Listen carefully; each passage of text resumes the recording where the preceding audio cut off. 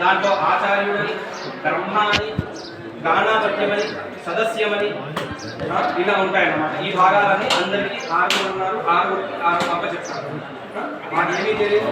ఏదైతే ఋషులు అందించారో దాని ప్రకారంగా మీకు గురువులు అప్పచెప్పిన జ్ఞానం ప్రకారంగా మీరు చేయించండి. మీరు మా అప్పచెప్పారు మీ గ్రామ అట్లా 6 ప్రదర్శన చేసి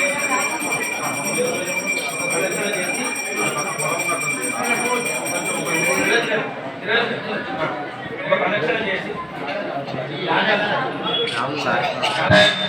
చుట్టూ అంటే పశ్చిమం వైపు ఆగాలి, వెస్ట్ సైడ్ ఆగాలి. వెస్ట్ సైడ్ ఆగి అక్కడ పూజ ఉంటుంది.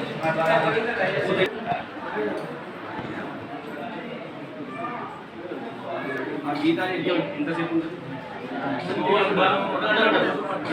మొదలు పెట్టాలి. అంటే ఇప్పుడు 9ంటికి మొదలైతే నేను 11ంటికి ఇచ్చేవాను. 9ంటికి ఖచ్చితంగా మొదలైతే నేను 11ంటికి ఇచ్చేవాను. కొంచెం అరగంట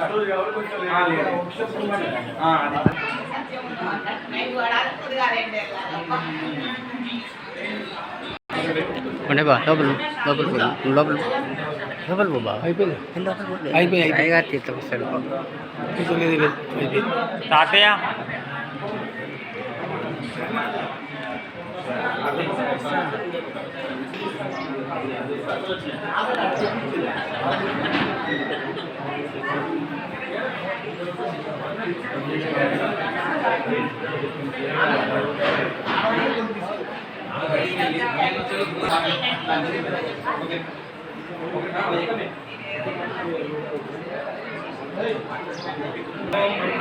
రాదట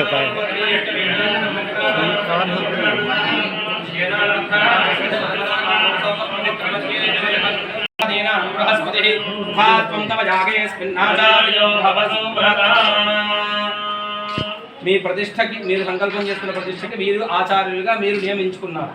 ఓకేనా? తర్వాత ఇంకొక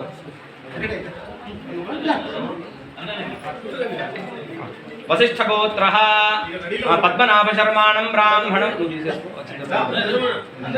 పద్మనాభశర్మాణం బ్రాహ్మణం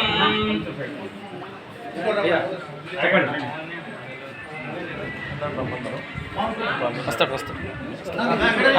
సంకల్పిత చెప్పాలి.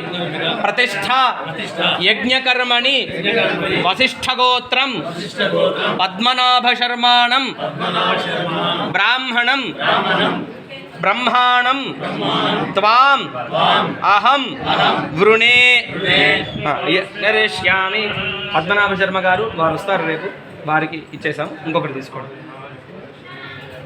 అనే మీ గోత్రం రమేష్ అన్న, మీ గోత్రం అయ్యా తీసుకోండి, వారికి ఇవ్వాలి. ఆత్రేయ సగోత్రం రమేష శర్మాణం బ్రాహ్మణం